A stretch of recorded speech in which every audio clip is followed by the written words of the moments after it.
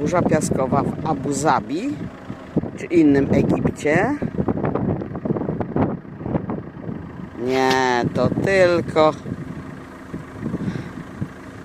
tylko burza piaskowa na Jeziorsku. Patrzcie, kurde, siwy dym. Siwy dym. Szok. No takie zjawisko tu czasem można zobaczyć zimą. Tam pewnie mieszkańcy po drugiej stronie nie mają za ciekawie. Ale siwy dym jest przepiękny. Przepiękne, w sensie zjawisko ciekawe.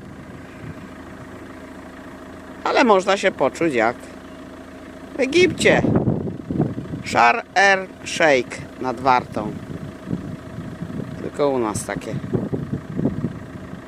O, zobaczcie tam jak siwo.